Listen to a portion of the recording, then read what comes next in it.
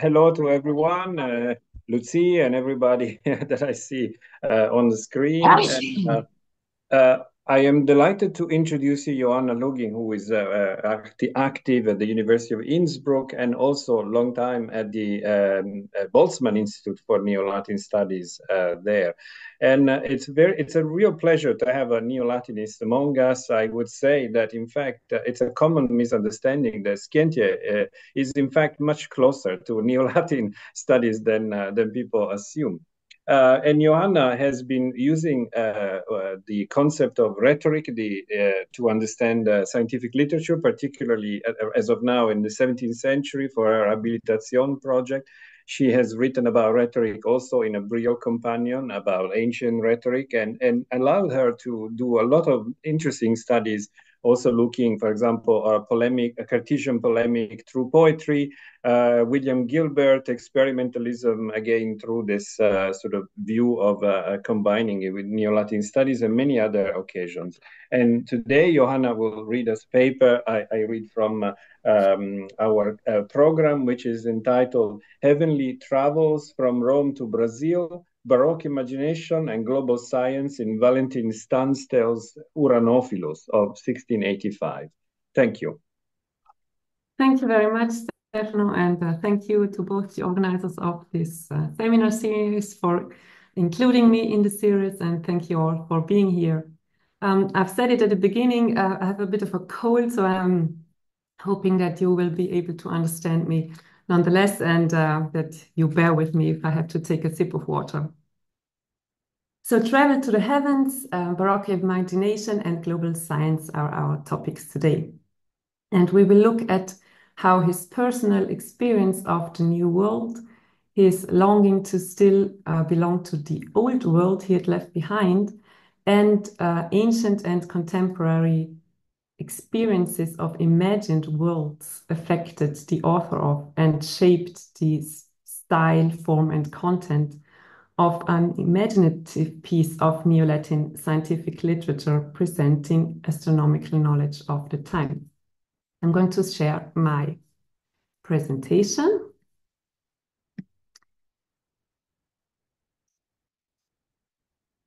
So science, travel, and imagination. The world of a man privileged enough to get a thorough education was a much larger one in the 17th century than it had been 100 years before, especially if such a privileged man was a member of the Society of Jesus. The world had been expanded for over a century, so it was more and more possible for different groups with the necessary social, economic, and sometimes political standing to travel and explore exotic and mostly unknown worlds in the East and West, North and South. Many of them could actually go on such travels, and many more could get an experience of these travels and new exotic worlds and a lot of new knowledge through the almost innumerable amount of travel diaries, reports, histories, and more in Latin and in a lot of the vernaculars. And this was usually the safer and more pleasant way to actually experience these travels and new territories. Additionally, also the macrocosm had been shaken and enriched and fought over for a while. New world systems had shaken the cosmological beliefs of scholars, and this was an ongoing discussion at the time that I will be talking about, so 1650 and later. The 17th century saw a lot of diverse reactions to these numerous accounts of discoveries and explorations, both of the discoveries of travelers and of the discoveries of scientists. So of the micro and of the macrocosm. One literary reaction was so both again to these wondrous scientific novelties of the time and to the accounts of discoveries of travelers were satirical reports of imagined travel, written both in Latin and in the vernaculars.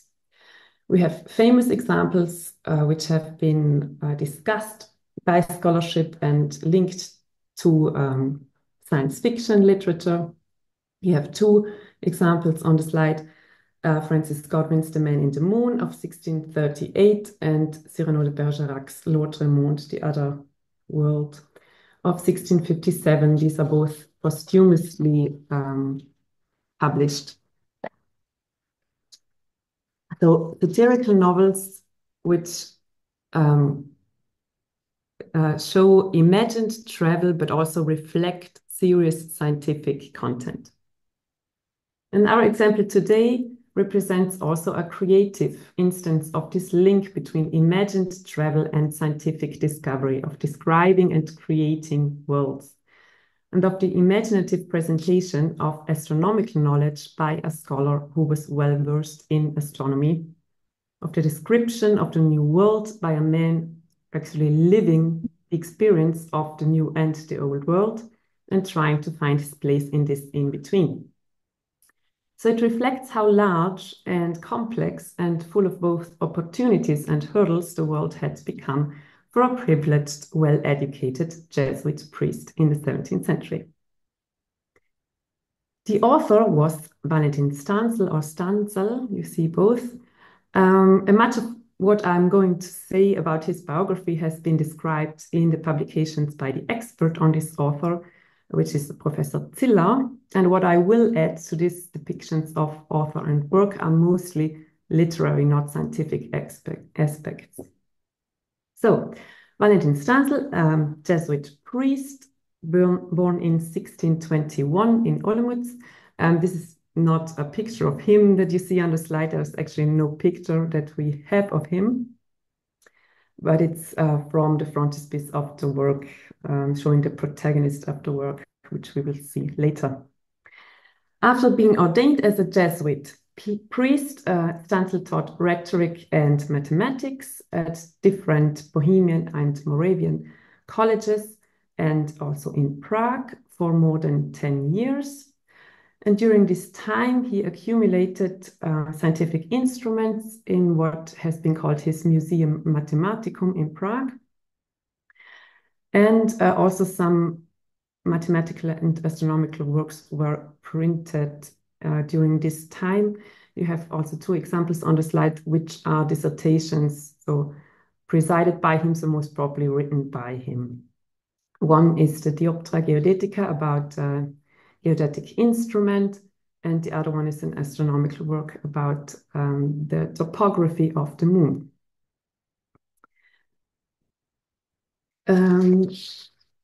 So we can say that this was a Jesuit professor with a solid social standing and professional standing in his regional community.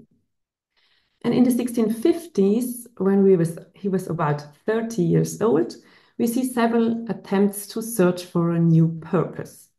He repeatedly wrote to his order superiors and requested to join the order's mission in the East.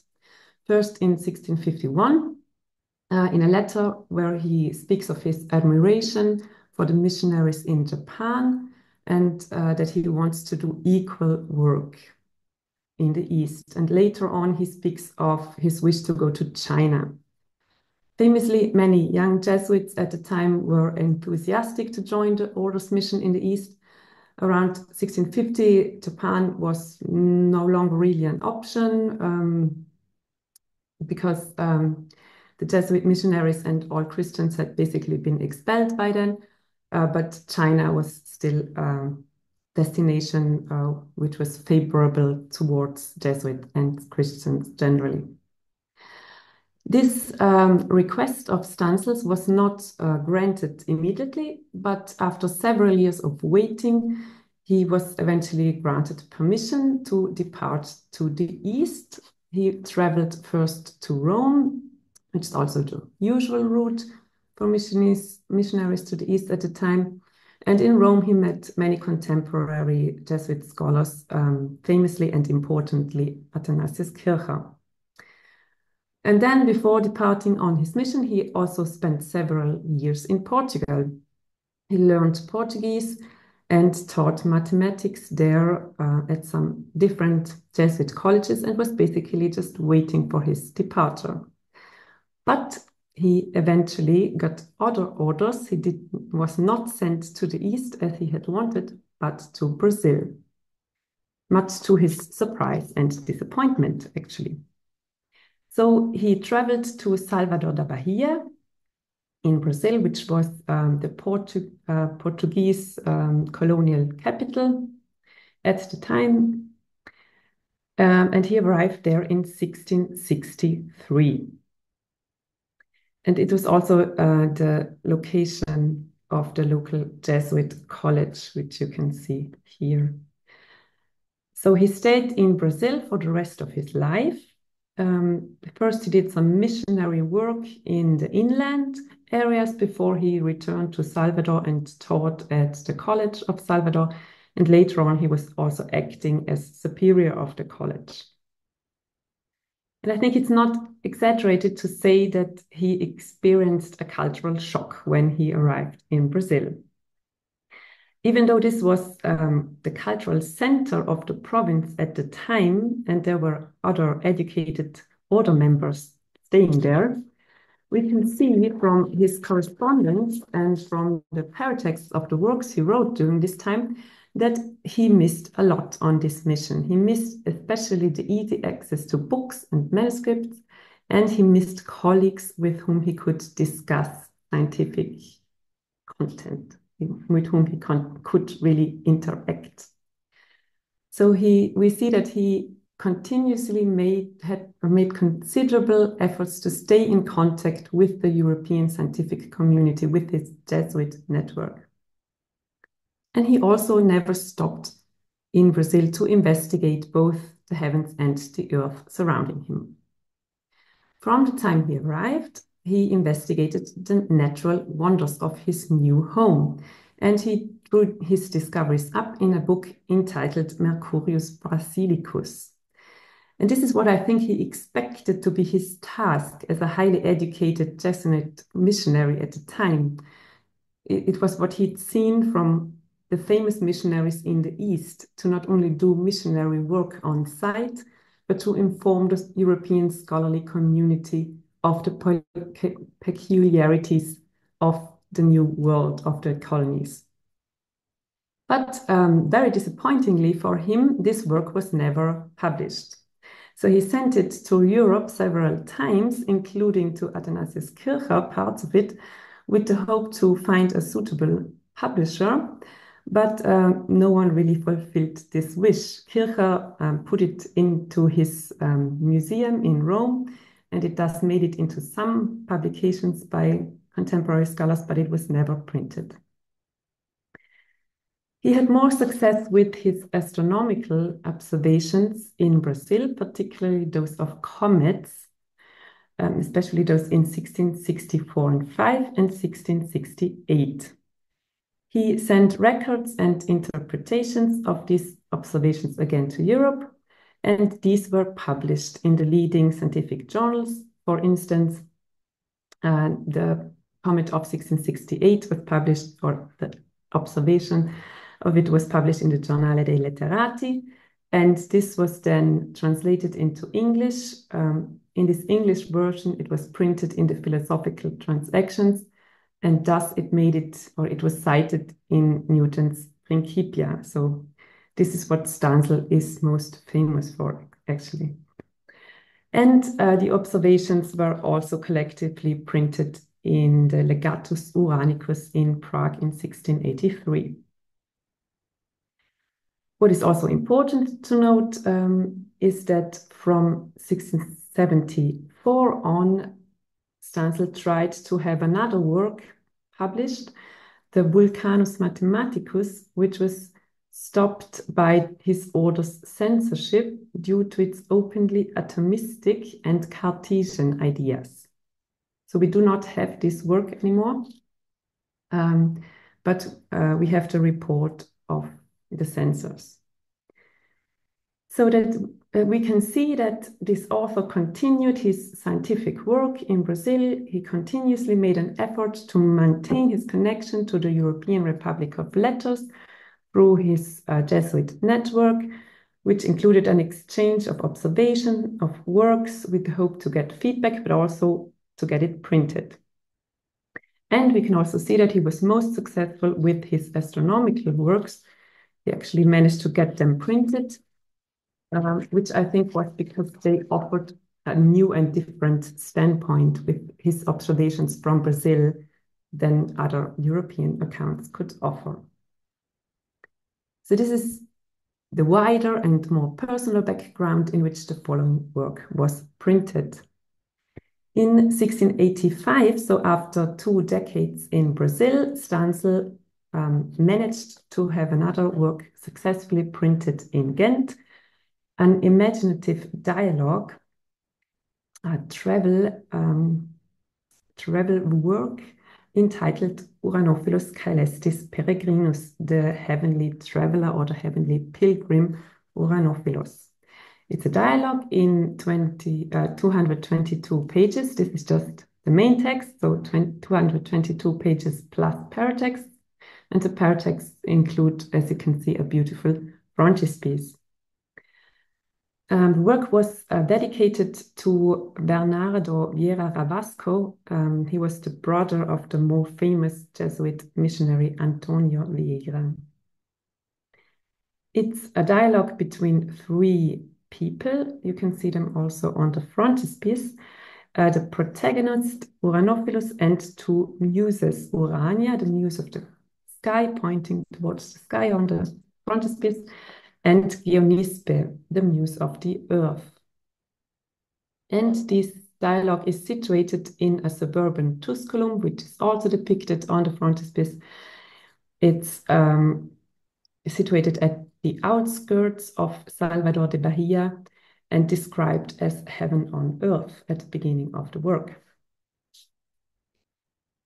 The main part of the dialogue recounts 10 ecstatic journeys through the heavens, which Uranophilus, the protagonist, made with 1 or 2 of the muses.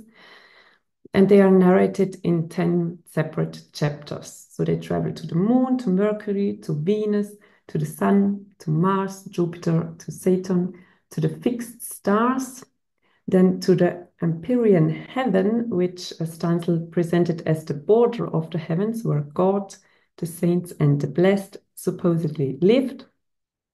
And the last 10th journey is some kind of imagined journey to an imagined space.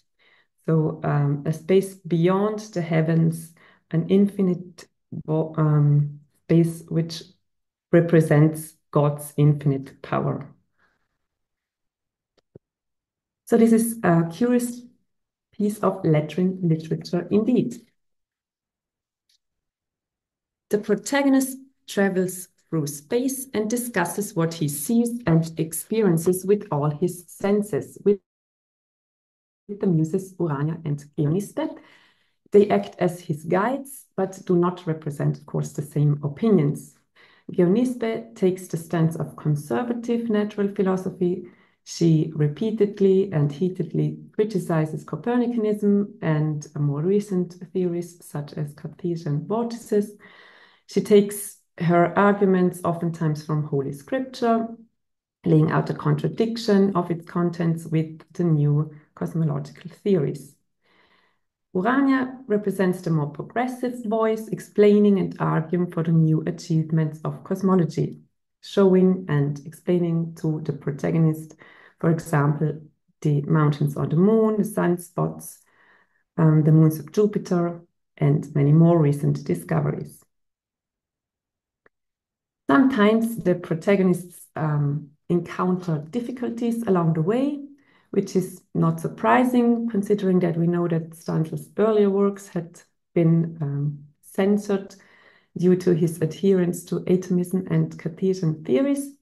And we see the same kind of eclecticism in this work. So, for example, Urania at some point explicitly says that Descartes was right in many things. She really says, recte et vere Cartesius locutus est, and also that Descartes was simply too afraid of censorship to write other truths. And in other instances, difficult issues are simply not solved. They are just laid out, and then there's silence from the muses. and they go on to another topic. This eclecticism was not only progressive, so implementing the new theories about the heavens, but also conservative aspects. For example, the notion that the stars have intelligence or that they are being controlled by angels is embraced by Stansel, and also that comets have a direct influence on the Earth, on human bodies.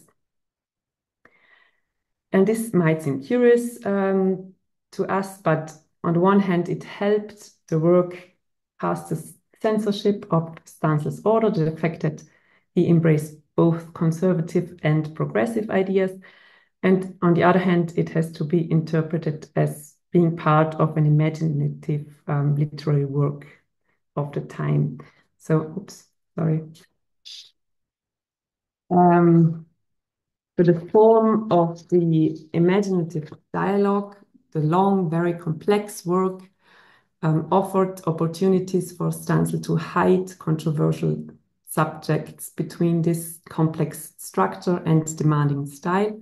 And also the genre of the dialogue made it possible for him to present controversial content without really committing to it. Most readers will, of course, have realized that the author sympathized with Urania's views, but keeping the protagonist Uranophilus doubtful or silent most of the time freed the Jesuit author to some extent of a definitive commitment. Because it was, after all, Urania who had said that Cartesius was right, for example, and not Uranophilus, and of course not Stansel. This brings us to the form of the work. Published in the 1680s, the Uranophilus is quite clearly a work created within the scientific literary culture of the Baroque.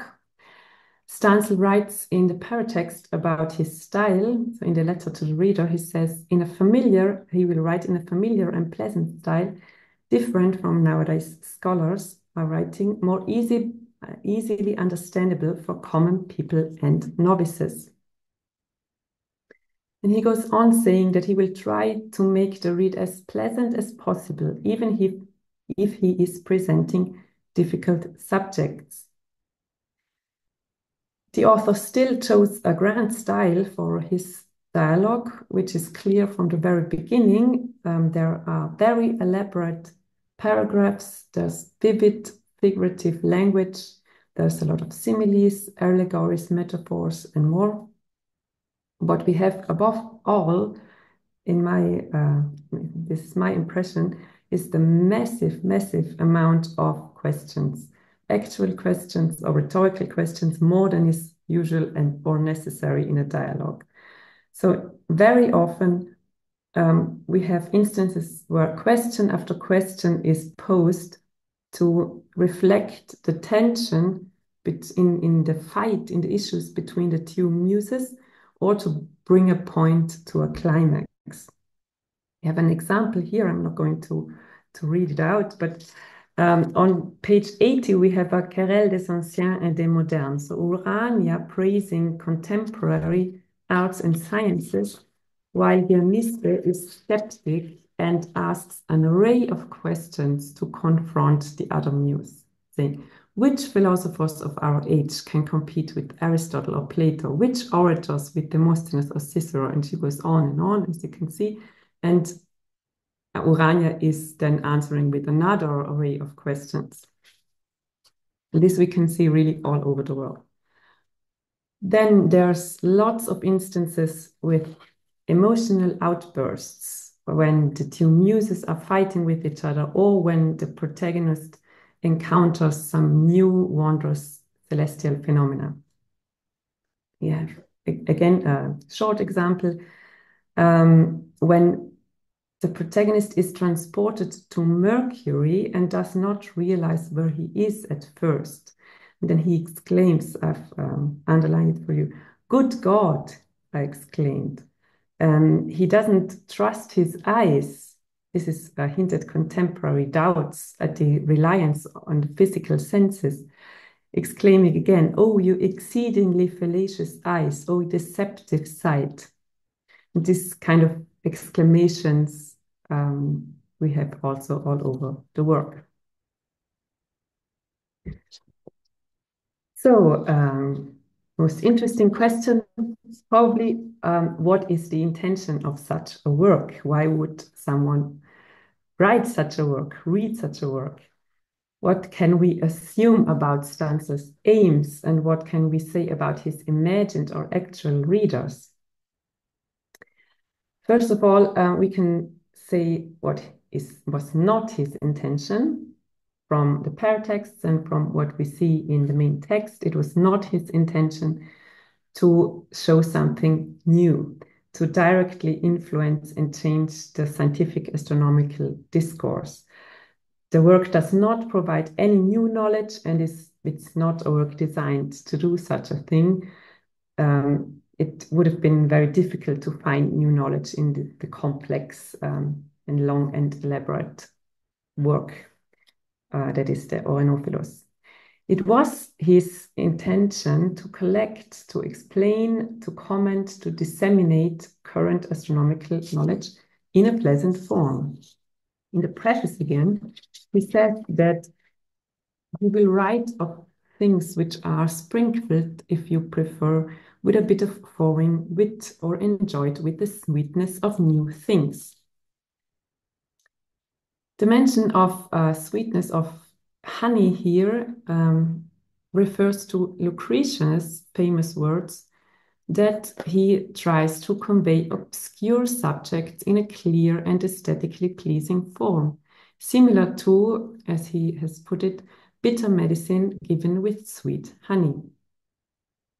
And similarly, Stansel's aim is to cover difficult astronomical subjects with the sweet coat of figurative language, of vivid descriptions, of emotion, pathos, citations from poetry and more, and free from mathematical calculations, free from mathematical proofs. So reading his dialogue should not only be academically satisfying, but actually pleasant. So the intended readers of this work were highly educated readers who knew a lot about scientific and astronomical subjects, but were not clear experts in astronomy. So this is a different targeted audience than his previous works. The question remains why this form of a dream journey presented as a complex and imaginative dialogue. To answer this, we must have a look at the predecessors and sources of this work. So the account of imaginative travel looks back at both ancient and contemporary predecessors.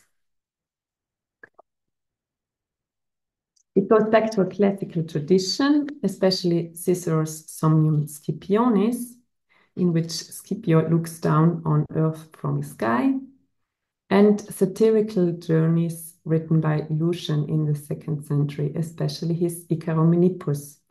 And this text had seen a number of new editions and translations in the century before Stansel. So since antiquity, the power of the dream had been connected to imagined travels through space, through the cosmos. And this connection was an explicit one mentioned in the prefaces or paratexts of the early modern works.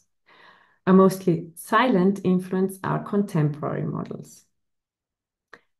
And with this, I do not only mean the vernacular satirical novels about journeys into the heavens, which I mentioned at the beginning, but I mean models for dream journeys.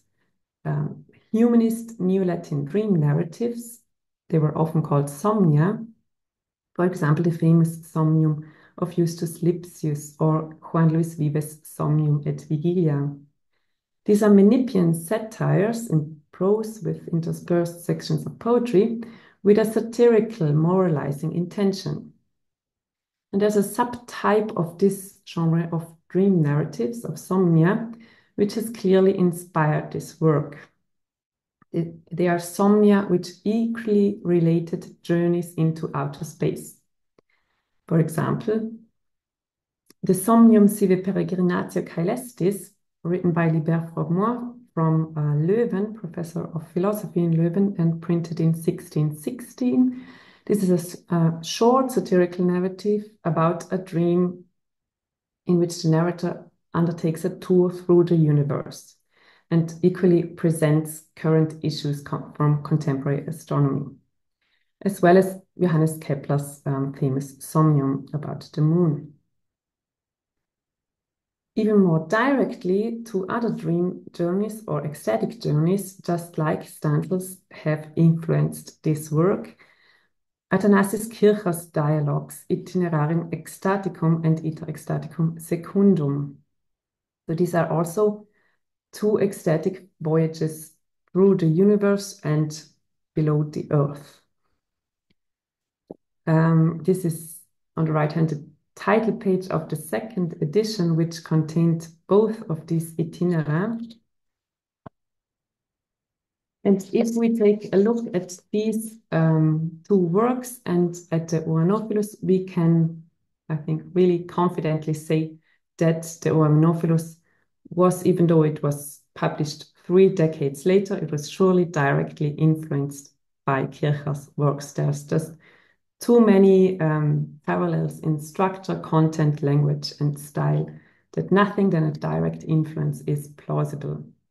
In Kircher's works, also a protagonist guided by an angel is going on an ecstatic journey through the heavens, and in the second dialogue, below the earth, he also gets an instruction by this angel, and also the style is very similar. So really nothing than a direct influence is plausible for me. And this connection, the parallels have already been seen by contemporaries. But Stansel made something new out of this. He did not simply copy Kircher, but he made something new out of his work. And which I think has not been noted, is another parallel between Stansel and his sources, which is, maybe you've noticed it, the very similar titles of Voldemort's Somnium Sive Peregrinatio Celestis and the Uranophilus Celestis Peregrinus. I don't think that this is a coincidence, because also Stansel also cites from Voldemort's works, not the Somnium, but other works. So I don't think this is a coincidence. At the same time, written in Salvador, Stansel's work represents a piece of scientific literature from outside Europe. And it describes not only the wonders of the heavens, but also, and in detail, the exotic features of the New World. Here we're going back to the structure of the work, and you can see that the prolusiones in Tuscolo Suburbano are 48 pages long.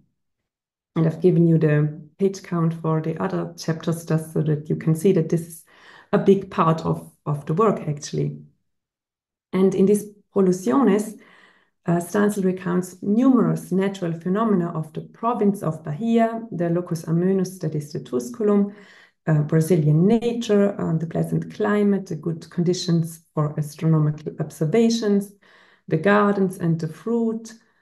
He says, for instance, that you would not even wish for Semiramis hanging gardens in our America. But he also notes the dangers of the province. He recounts illnesses or the deaths of missionaries killed by indigenous people. So he describes really a lot of wondrous phenomena of the New World, not only in the Prolusiones, but actually all over the work. So his intentions were to collect and disseminate knowledge about the cosmos and the New World. He did it through competing with his predecessors who had written astronomical works in a pleasant form before. He did it constructing his work in a silent competition with Athanasius Kircher and others. He wanted to present even more than those before him, integrating more recent astronomical debates, presenting a much larger work than most of the texts before him, and arranging his work in a less complex way than, for example, Kircher's 2 dialogues had been. He also added the third instance of the Muse Geonispe as a tool to make the protagonist, Uranophilus, more neutral protagonist, and thus trying to evade more thoroughly censorship, I believe. He did it presenting not only the wonders of the cosmos, but also the exotic features of the new world, wonders which Kircher in the Itinerarium Ecstaticum had likened to the newly discovered astronomical phenomena. So this connection between the wonders of the cosmos and the wonders of the new world had been made before. Stansel also felt isolated in Brazil. He felt isolated from his order and from European scholars, despite all these wonderful things in the new world he describes. So he attempted to connect himself again to the European scientific discourse from abroad, to comment on recent developments and to be somehow part of the scientific discourse. Even after 2 decades in Brazil, he was still actively trying to stay in touch, also explicitly addressing his work to his European readers. And we've talked about gift giving recently, about the reciprocity of early modern culture. And I think we can see here with Stansel that he was very consciously trying to get the European community, which was still accessible to him, his old friends and colleagues, to receive his works and his letters as gifts, which were also requests and demands, not free gifts. So he really wanted the recipients of his letters, of his work, to get his works printed, to disseminate them, to do something for him. And I think, having read from his works and from his correspondence what I could, I think he hoped until at least the publication of the Uranophilus that this connection, his network, could somehow get him out of Brazil. He was really not happy there, and he really tried to get a new position, at least in Europe, if not in the East, how he had hoped.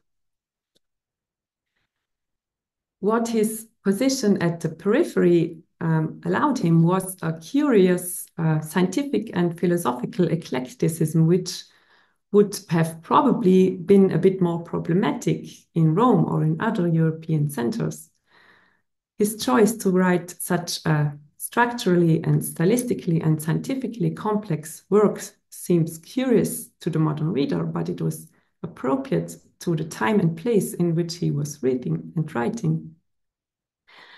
It did not become a bestseller, but it was in many ways more successful than his earlier tries to be part of the European scientific discourse had been. So we have plenty of evidence that it was read by scientists of the time. It was considered Stansel's most important work by most of his biographers. So we can see it as one of the successful attempts he made to find his place in the new world and also to connect himself to the global project that was 17th century Jesuit science. Thank you very much.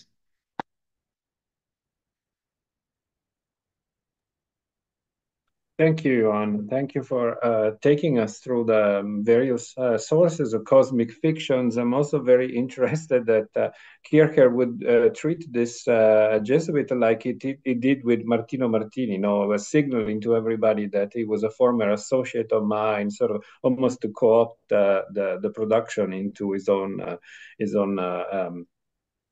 project. But anyway, we have time, plenty of time, and so I invite everyone who has a question to signal that and unmute yourself. And I see Mateus would be first.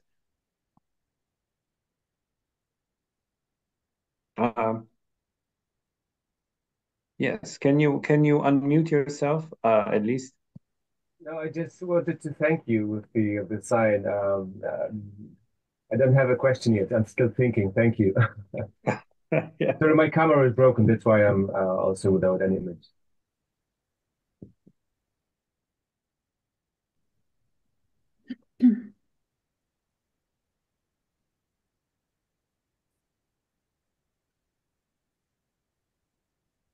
Maybe I have a question, if I may. It came to my Yes. mind at the very first section of your paper because you showed just for a second one illustration that caught my attention. It was the moon spanned on the skin of the lion, which was hung on very particular iconic signs, which are pillars of Hercules. And I didn't see the origin of the illustration, but far as I understood, it was bound to the over of the scholar you were talking about now. And my question would be in how far the idea of exploration or of the wonders is also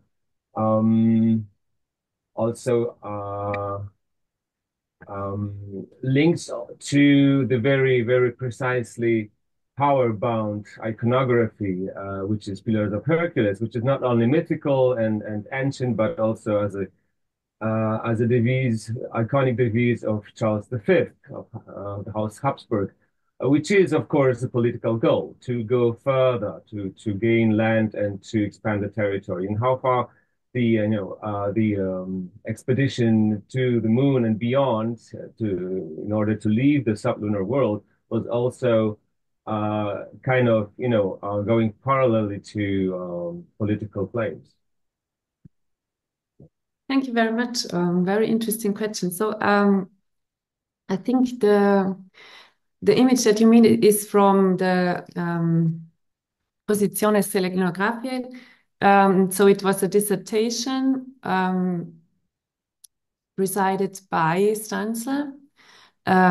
It was printed in Olomouc, and it was defended by one of his pupils, but as you know, in most cases, it was written by the president, so clearly written by Stansel, and it's mostly about, yeah, a lot of it is about the topography of the moon.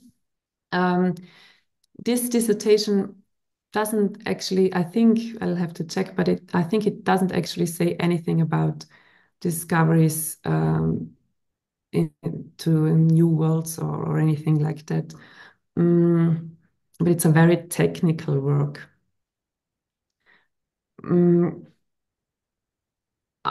Later works written by him were also addressed to different European emperors.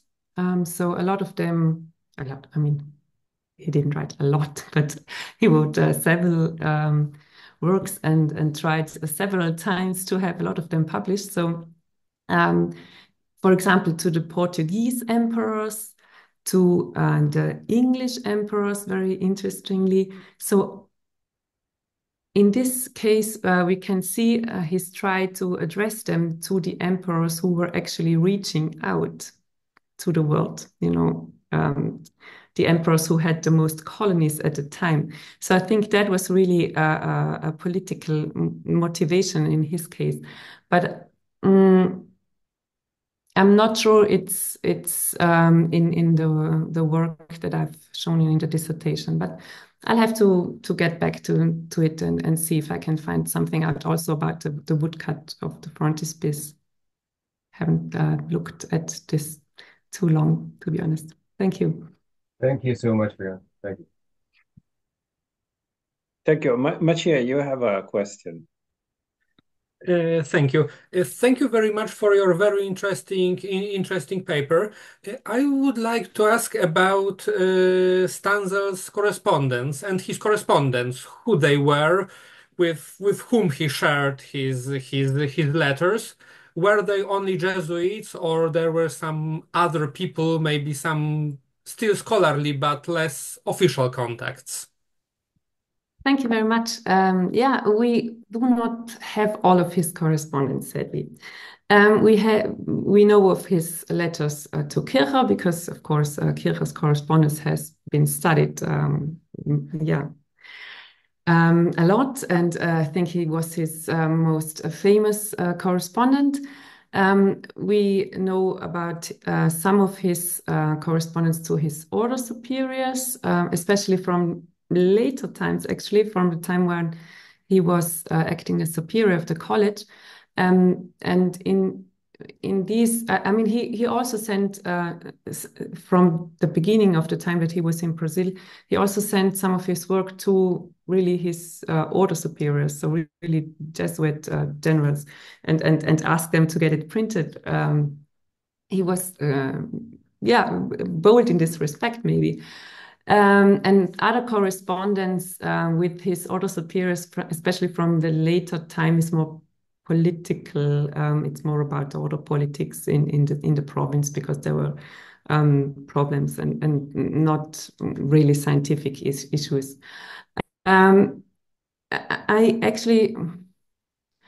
We know of some correspondence that he had with other missionaries in the colonies, but I can't really recall any correspondence to someone who was not a Jesuit. But that might just be because we don't really have a lot of his correspondence left, sadly. So most of the correspondence that is left to us is really with the most famous Jesuits of the time. He was not probably important enough that more of his correspondence survived, sadly. Thank you. Thank you. I believe we have Gabor first, and Mateus, if it's a comment or otherwise, Gabor, you go first.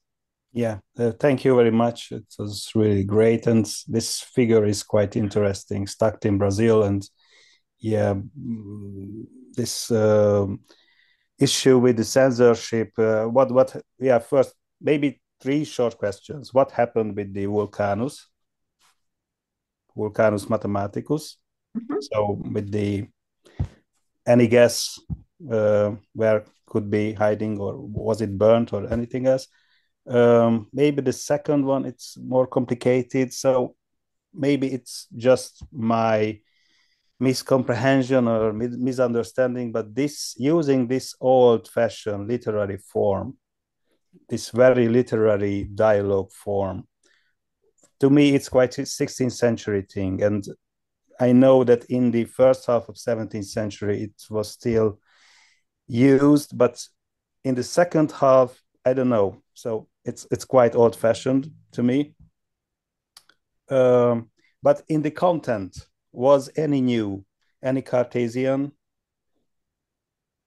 So he tried really to sweetening a new science, or was it a successful one or not in this sense, after his failure with the censorship?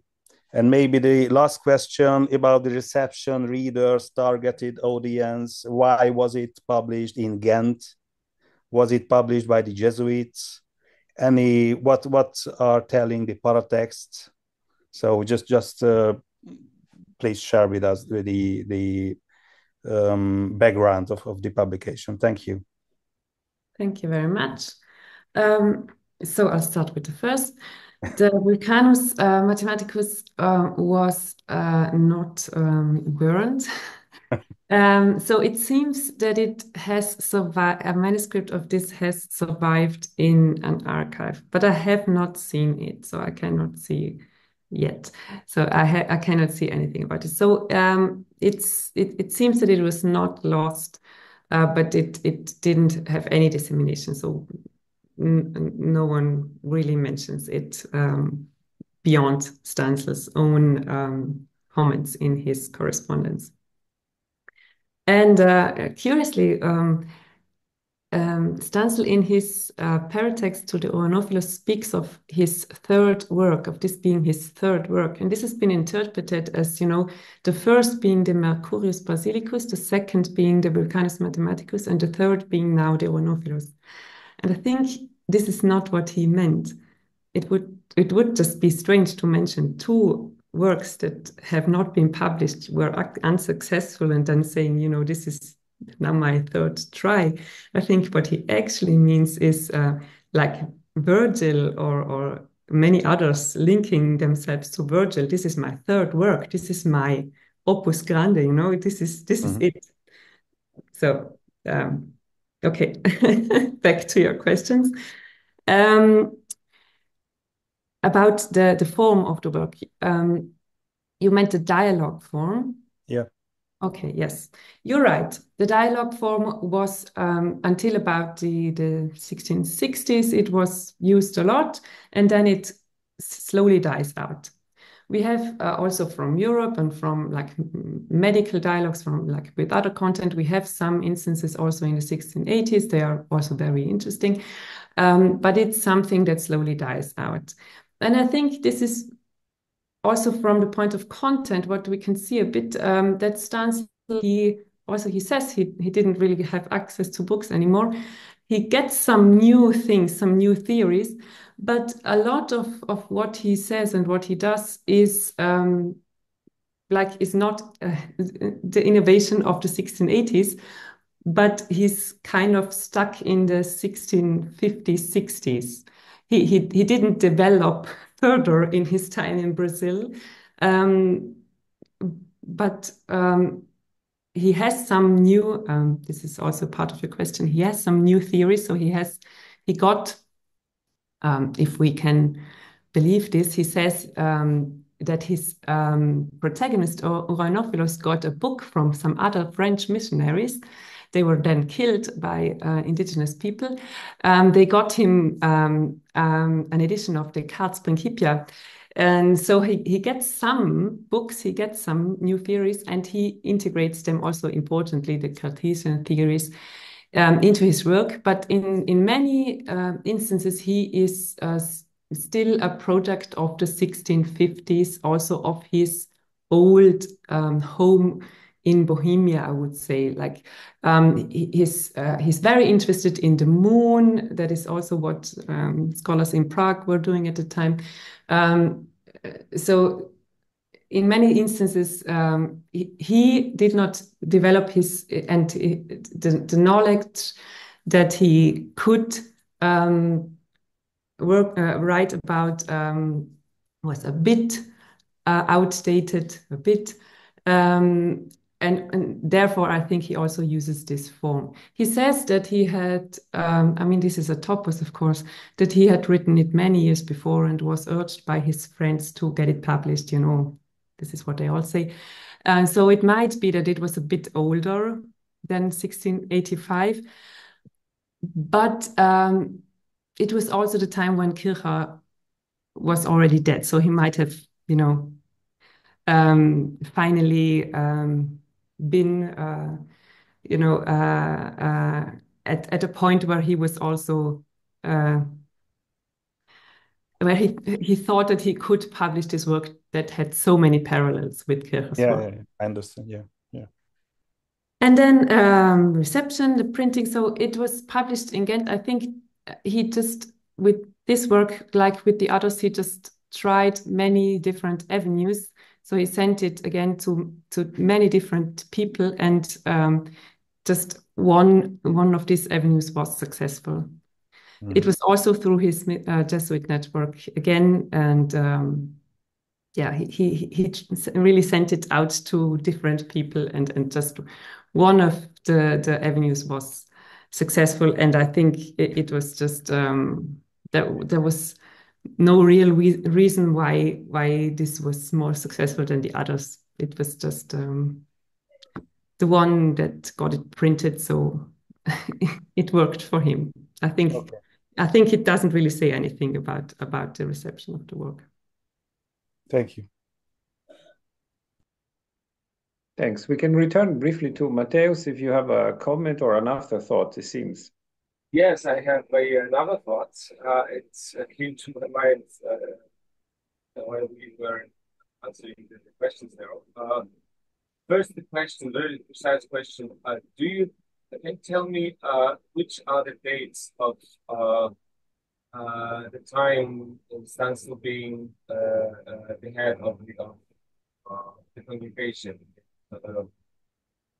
until his death in 1705, or what was the time? I'm sorry, I just didn't understand it. I couldn't hear you. The dates of what exactly? As he was heading the congregation in Salvador de Bahia. That he was the head of the college in Yes, the Salvador. college. It was, I think, 1697 or something like that. So it was after the publication of the Uranophilus. Yes, and he remained until his death. Yes. Okay, very interesting detail. I must tell you that it was a discovery while you were talking now. From my side, I'm talking as an art historian now. And I was dealing with a very peculiar object in Salvador de Bahia, in the cathedral inside, when you have the vault. On the vault, there is a huge depiction of the universe, circular depiction of the universe, with the Jesuit monogram on it, and with a giant sun mounted on the whole structure. And I was wondering why precisely this combination on this side. And if you see the frontispiece of Stansel's Uranophilus, you see exactly the monumental gazing universe on those who try to inquire its mysteries. So this is a very, very particular moment when I think that Stansel's activity as astronomer on site provoked a very peculiar original iconography on site. So in Salvador Bahia and the cathedral. I can tell it's show the image to you now. I would have to look for it, but it's really, really striking parallel. Thank you so much for bringing me as art historian. Thank you for this. Of course, I had no idea about this, so I would be very grateful if you could maybe send it to me or yes, yeah. We stay in contact. Thank you very much for this. This was, of course, a connection that I was completely oblivious of. Thanks so much. Thank you. Okay, we have Eva, and I also very, very briefly, I wanted to ask if compared to the Itinerarium Extaticum, do you think he uses more or less mystical writers? Mystical writers? Yeah. Oh, I'm not sure I can answer the question. I would have to go back and compare the two. Off the top of my head, I would say maybe a bit less, but no, I wouldn't dare to make a statement. But I think he. No, Sorry, but no, I don't want to say anything incorrect just because I have a feeling. But thank you for. Of course. And we have Eva and I think Vladimír as well, and we may wrap soon after. Yeah. Yeah, thank you very much for your talk. Maybe I can just try to answer your question, Stefano, because if the inspiration by Athanasius Kircher is such as it is suggested, then I know that Kircher was working a lot with Nicolaus Cusanus, which is not a mystic, of course, but the way he's working with him and the places when he's describing the end of the universe became very much mystical by themselves. So I guess this is the only name that comes to my mind. And just a quick mention to the correspondence. I was also very much interested whether you know about any other correspondence than the one with Kircher. I mean, the scholarly correspondence. And just a note that, of course, he was not forgotten by his colleagues and friends in Bohemia. And there are mentions in Athanasius Kircher correspondence to his correspondence in the Czech lands, where they try to enable publication of his works in Prague and discussing who will be paying for it, whom it will be ascribed. So there are various mentions, not only among the scholarly network, but also among the nobles like Maximilian Martinitz, Karel Ignaz von Sternberg, etc. So he managed somehow, definitely, even though it's very indirect, we don't have any direct correspondence, or at least I don't know about any other, but there are a lot of indirect links that there was some kind of contact with him, with the Bohemian community. Thank you very much for all of this. I'm also sure that I have read Cusanus' name at least, and I think also others in his work. And I like, just as I'm saying, from what I'm feeling, I would say that he's like the significance of mystical writers is a bit less than in Kirchhoff's, but this is just a feeling. Yes, you're of course very right that he had friends and colleagues in Bohemia. We can see that, for example, in the printing of the Legatus Uranicus, which was also printed in the 1680s, so after he was away for quite a while in Prague.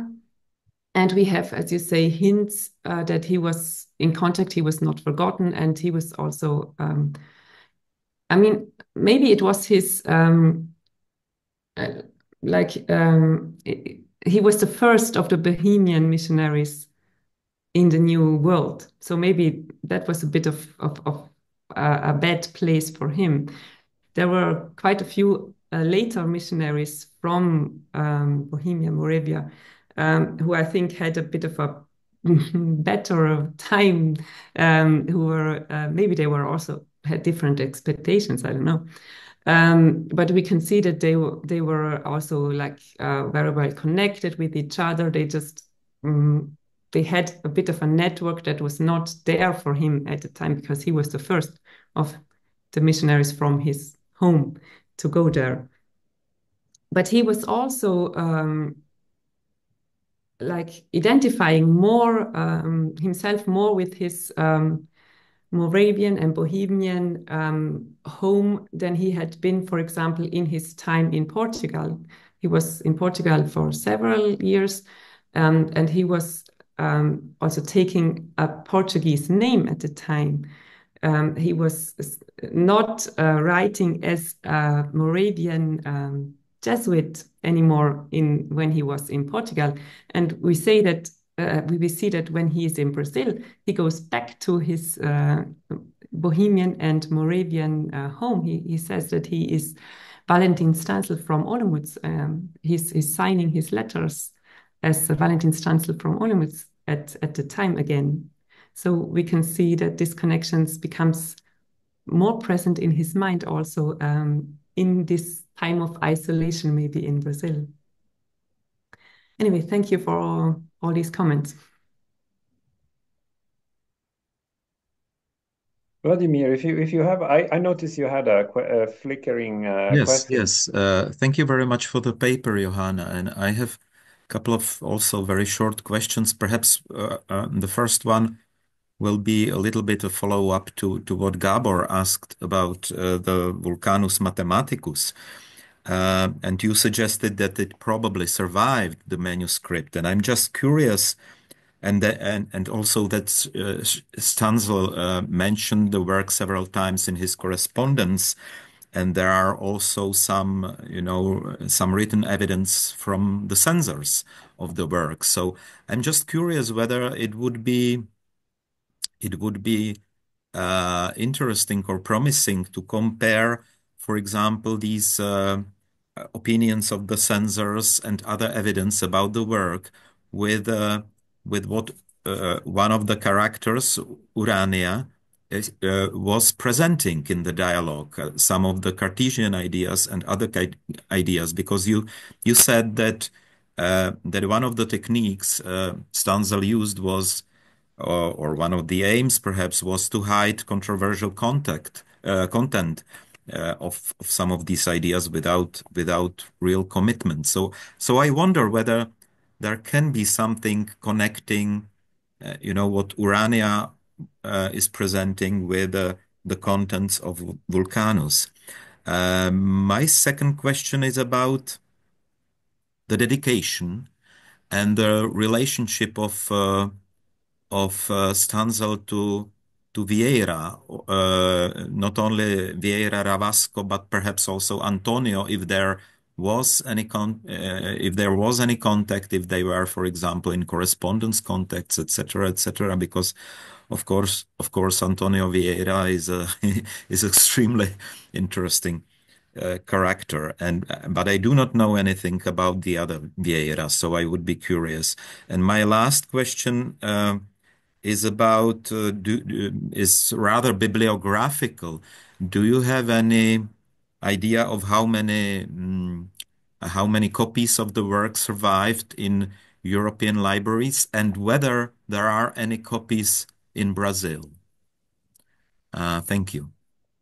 Thank you very much. So the Vulcanus, yes, it would be very, very interesting to to see it and to compare this atomistic and Cartesian ideas with the Uranophilus. I've just read quite recently, actually, so I haven't had the time to see if this is true, that there apparently is a manuscript surviving, but I haven't had the opportunity to check it. And if so, it would be great, of course, to see if there's actually if the atomistic and Cartesian ideas are actually more pronounced in the Vulcanus Mathematicus, which was a mathematical and optical work mainly, than in the Uranophilus, because I actually doubt that the Uranophilus was less atomistic and less Cartesian, because I mean, how much more Cartesian can you get than saying Cartesius was right? I mean, it's of course it's one little part in a very big work, so it's not what is most apparent maybe in the Uranophilus.